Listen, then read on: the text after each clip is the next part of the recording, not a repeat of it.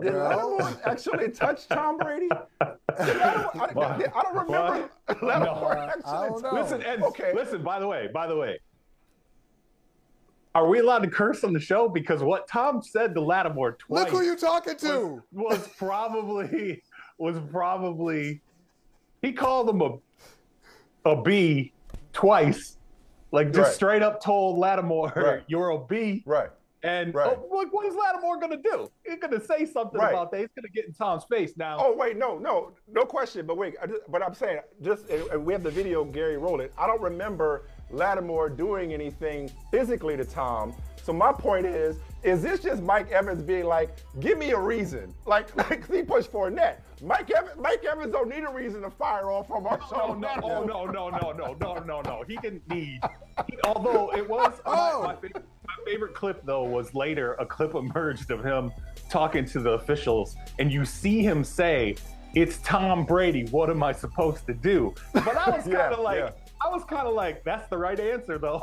Like that is probably it is. Like that is how I would plead my case. I would be like, right, this is the most untouchable person in the league. So Charles, Evans gets suspended for a game. I got one other question, and you take it from here. Have these two dudes? I just gotta process it. Have these two dudes ever seen each other in the street?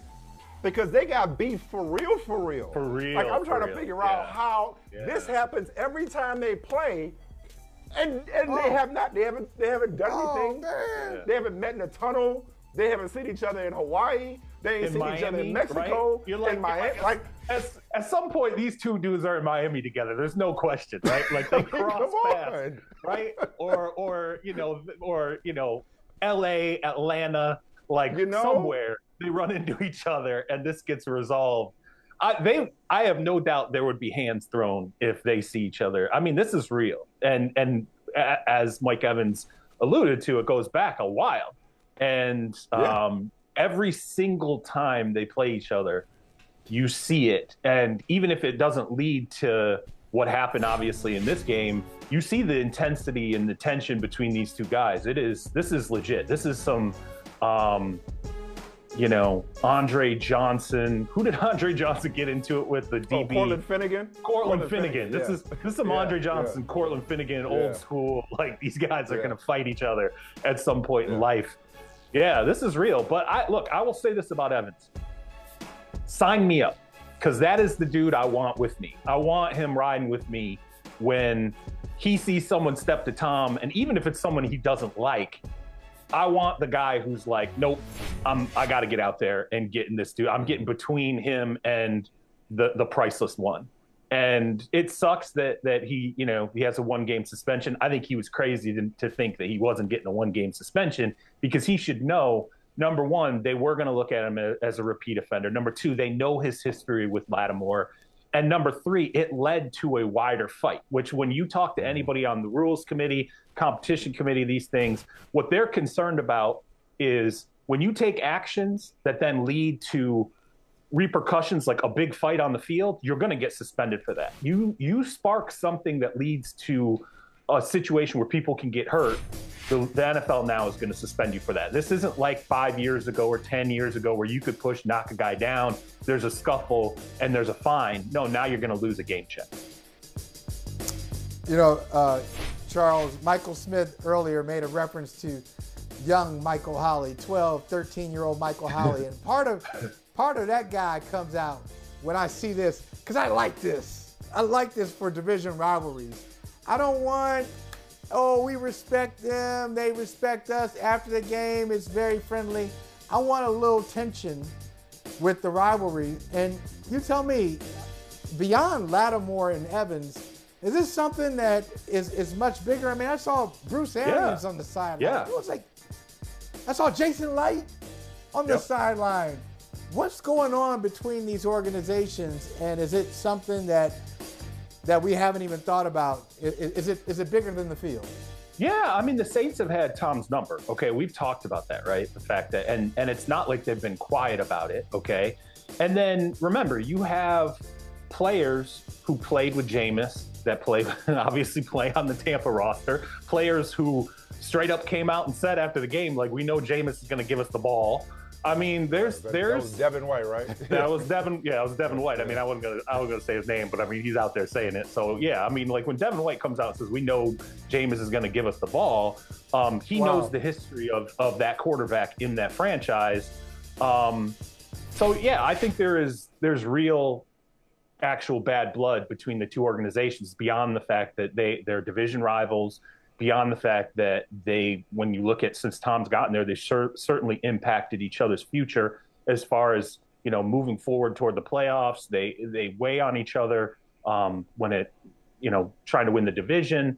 I'm with you, Michael Holley. Like, to me, this is good for. I know people are going to say that's not good for football. You want guys fighting or whatever. I think it's okay every once in a while to see this is still an intense game with grown men who are going to have significant emotions and real visceral reactions to each other on the field, as long as it doesn't lead to somebody literally getting physically assaulted, like the Aaron Donald thing, okay? I don't want to see somebody with two helmets in their hands, like literally hitting somebody, and you're lucky that there wasn't a significant injury, Myles Garrett, things like that. I don't want to get to that level, but I think it's okay, to see two teams that really do have a dislike for each other occasionally, I guess, share it in a physical way. I saw this stat yesterday. This was wild. So nobody that started 0-2 has made the playoffs since it expanded to 7 teams in each conference. Since it expanded to 14 teams. I didn't see that. Yeah, I think it's like 18 teams going into this season that started 0-2. None of them made the playoffs. So I won't ask you. We were talking about Nathaniel Hackett a minute ago. There's Matt Rule in Carolina comes to mind. Come on back. Listen, real quick, because I did hear what you said about Nathaniel Hackett. Uh-huh. I would just remind all of us, okay? Mm-hmm. It's 2 games, okay? And I actually agree. Right. I agree with the criticism. I think running the sweep with a tight end, burning up your timeouts, having the crowd count down like that, I've never seen that happen before. There are plenty of things to criticize him for. There's no question about that. I think you can criticize Russell Wilson in the way that you did by saying, like, hey, at some point, you can be the conduit to stopping this from happening. Just call a play. Go up and call a play. And if the coaches have a problem with it, address it later and say, get the play in. Like, get the play in on time. Right. Now, all that said, it's 2 games, okay? And he's made some significant mistakes. There's no doubt about that. I just think that I learned something this past offseason. I talked to some GMs who got fired. I talked to some coaches who got fired from these jobs. And I realized that one of the things that I was doing is not being graceful in realizing these are people who get into jobs to spend their entire lives building to this moment. Maybe I should give a GM a year of drafting and free agency and everything before I start, jumping on him and saying, hey, he's on the hot seat or could be fired. Maybe with a coach, I go more than a couple of games and figure out that, there is a learning process here. He deserves all the criticism in the world, but they're one and one. Listen, humanity is essential across the board. Compassion is essential across the board. These are people with families. I get all of that. Don't get me wrong. A GM having their roster take shape, to me, is different than a coach who struggles with what a head coach is supposed to do first and foremost, which is game and clock management. But I hear you, true. And that's why I said I don't want to say hot seat. The way I was going to phrase the question, because I don't think Frank Reich is on the hot seat. I don't think, given the turnover at quarterback that they've had, and given the success for the most part that they've had, contract extension and all that stuff. Right. Contract I just wanted to ask you, Charles. Extension helps. I wanted to ask you, Charles, who had the worst loss yesterday? Because on the other side, and Michael brought it up with the Ravens, on the other side of these great comebacks by the Cardinals, and the Jets and the Dolphins, is some really brutal losses. So I was going to ask which team suffered the most brutal loss, or teams, if you want to go plural. I think Cincinnati losing to a very, very good Dallas defense. Look, you should be able to beat the Dallas Cowboys when Cooper Rush is a starting quarterback. Like, is he an adequate backup? Sure, he's an adequate backup. But you are a team that was just in the Super Bowl. You made additions, including on the offensive line. You should be. I think it's fair to look at the Bengals and say, well, that's a team that should, on paper, be better than they were last year, including having the added experience of a playoff run. However, you've now lost 2 games, and you've lost them in a fashion where Joe Burrow's been sacked 13 times. And it's not like fluky. Like, it's a very real statistic that looks like this is going to be an ongoing problem with him, where once again he's going to be sustaining punishment. The reason I genuinely, of all the teams that I've seen suffer losses or fall to 0-2 or whatever, like, I'm concerned about Cincinnati, because when you go back and you look at the Super Bowl run, they had a lot break their way. Like, if you go back and really analyze how they got there and how the season went, they had a lot of breaks that ended up going in their direction that helped them make that run. That's great and everything. But now I look at this team and I'm like, they don't run the ball like they did last season when things were going well. Mixon was a much bigger piece there.